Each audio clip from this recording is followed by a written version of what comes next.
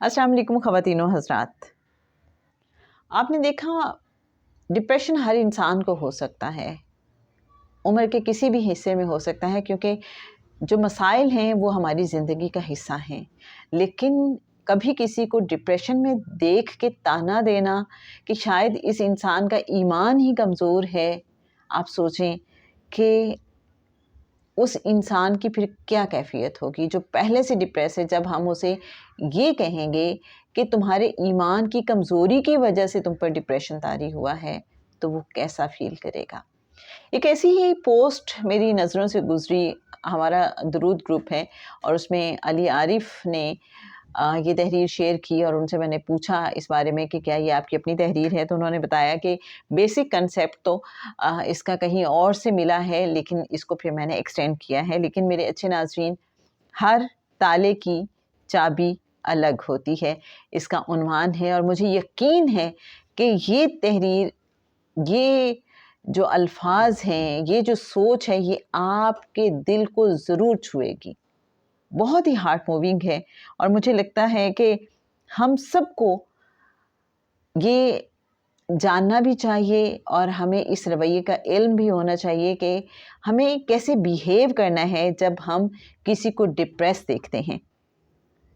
ہر تالے کی چابی الگ ہوتی ہے.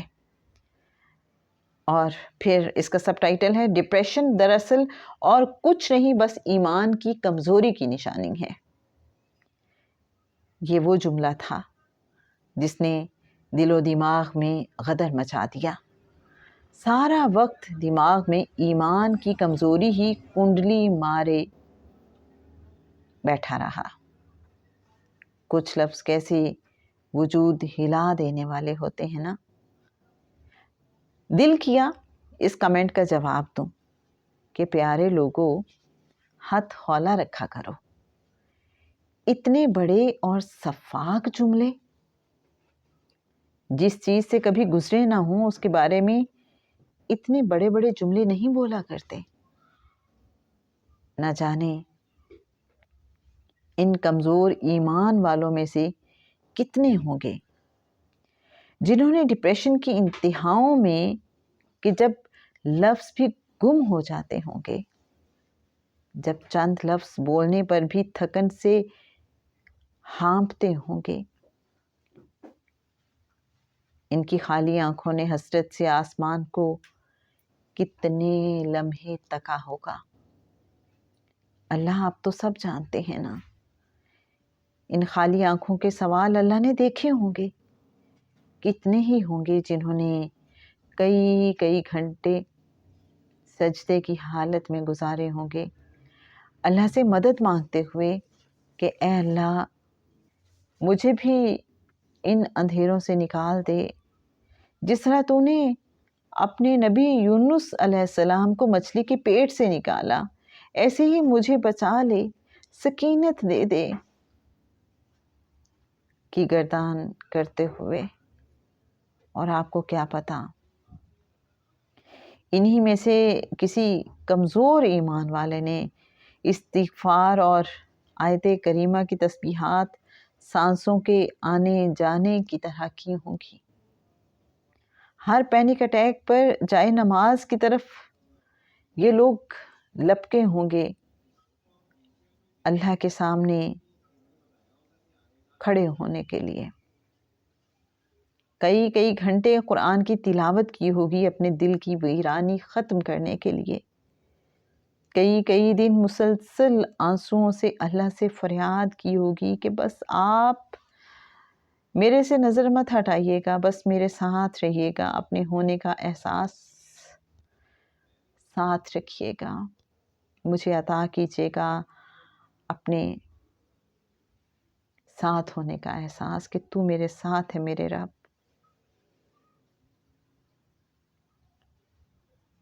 اللہ کو اس کا امتحان شاید اسی طرح مقصود ہوگا. اس امتحان کی وجہ سے ہی صحیح اللہ کو اس کا یوں بھاگ بھاگ کے اپنی طرف آنا جانے کتنا پسند ہوگا. چاہے رونے کے لیے ہی صحیح. نہ جانے اللہ کو اس انسان کے جسے ہم کمزور ایمان والا کہہ رہے ہیں، اس کے آنسو نہ جانے کتنے پسند ہوں گے. اور یہ جو ڈپریشن میں مبتلا شخص ہے، جس کو ہم کہتے ہیں کہ تمہیں یہ ڈپریشن تمہارے ایمان کی کمزوری کی وجہ سے ہوا ہے، کبھی ہم نے سوچا کہ اگر غلطی سے کبھی وہ کسی کو کچھ بتا بھی بیٹھے، اس آس میں کہ شاید کوئی سننے والا مل جائے، تو اس کو آپ کا تنزیہ اور افسوس بھرے انداز میں کیا جانے والا سوال کہ ابھی تک تم اس غم سے نہیں نکلے، اس بیماری سے نہیں نکل سکے، کتنے ہی خولوں میں سمیٹ جاتا ہوگا. وہ آدمی کیسے چپ سا ہو جاتا ہوگا کہ میں نے تو اپنے دل کی بات کہنے کی کوشش کی تھی کتھارسس کے لیے،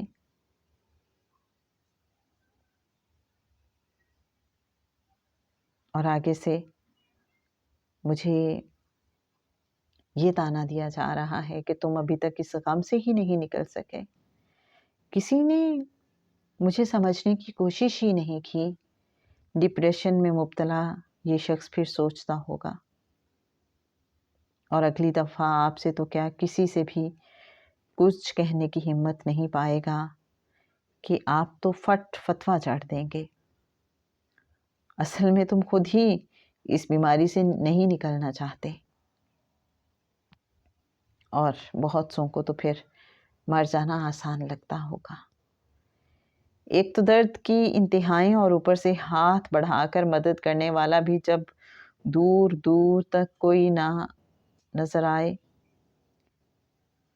کیا کبھی آپ نے کسی کینسر کے مریض سے کہا کہ تم اس لیے اس بیماری سے نہیں نکل پا رہے کہ اصل میں تم خود ہی ٹھیک ہونا نہیں چاہتے، تمہارا تو دراصل ایمان ہی کمزور ہے؟ جن کا ایمان اللہ پر مضبوط ہو وہ کینسر میں مبتلا نہیں ہوتے، وغیرہ وغیرہ. تو میرے پیارے لوگوں، یقین کیجئے، جس طرح ہر تالے کی چابی الگ ہوتی ہے، اسی طرح ہر دل الگ ہوتا ہے، اور ہر دل کو آزمانے کے، امتحان لینے کے اللہ کے طریقے الگ، ہر ایک کا پرچہ الگ. ایمان کی کمزوری، ناشکراپن اور اللہ سے دوری کا ٹیگ لگانے سے پہلے بس یہ دیکھ لیا کریں کہ ارد گرد ماحول کتنا اور کس حد تک غیر فطری ہے. جب کبھی آپ کی نظام تعلیم نے غم کو برتنے کا اور ٹراما سے گزرنے کا طریقہ ہی نہ سکھایا ہو، جہاں اداسی، ڈپریشن، غم اور انگزائٹی جیسے ایموشنز پر جی بھر کر شرمندہ کیا جاتا ہو، جہاں کیپٹلزم نے انسانوں کو میراتھن کا حصہ بنا دیا ہو، وہاں تھکن کا روح تک آ جانا یا انسانوں کا مینٹل ہیلتھ ایشوز کا شکار ہو جانا کوئی ایسی انہونی بات تو نہیں. اور پھر جب انسان خود ہی اس دلدل سے نکلنے کا طریقہ ڈھونڈ رہا ہو تو کچھ وقت تو لگتا ہے نا غم کی سائیکالوجی سمجھنے میں، اپنے تالے کی چابی ڈھونڈنے میں، کہ ایک ہی طریقہ، ایک ہی چابی ہر کسی کے لیے نہیں ہوتی، اور کون جانے چابی مل جانے پہ یہی ٹوٹا ہوا تارا ماہ کامل بن جائے. جو تکلیف آپ کو کبھی نہیں آئی، اس کا یہ مطلب نہیں کہ وہ اس دنیا میں ایگزسٹ ہی نہیں کرتی. غم کی شدتوں میں دل فارغ، بالکل خالی بھی ہو جاتا ہے. یہ تو قرآن بھی ہمیں بتاتا ہے.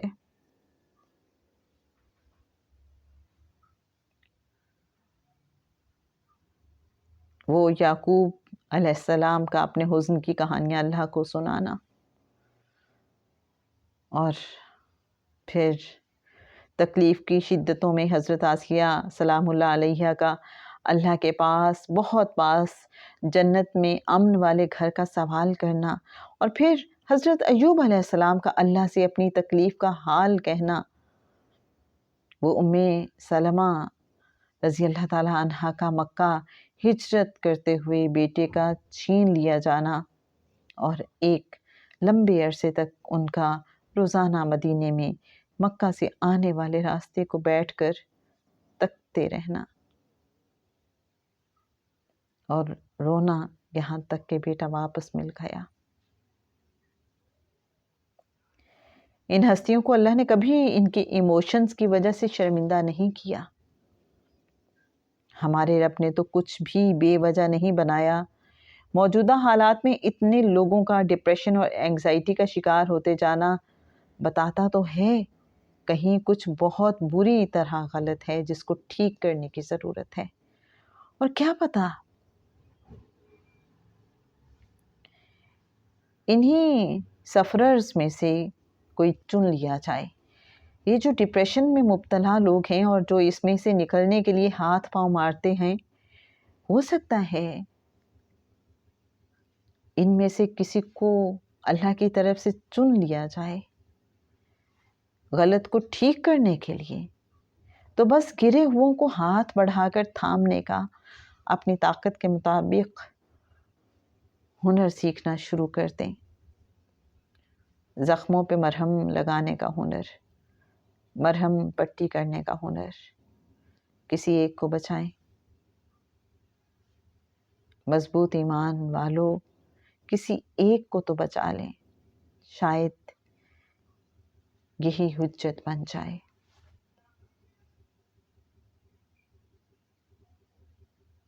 اللہ ہمیں مرہم پٹی کا ہنر سکھا دے۔ اللہ کریم ہم سب کو آسانیاں عطا فرمائے اور آسانیاں تقسیم کرنے کا شرف عطا فرمائے۔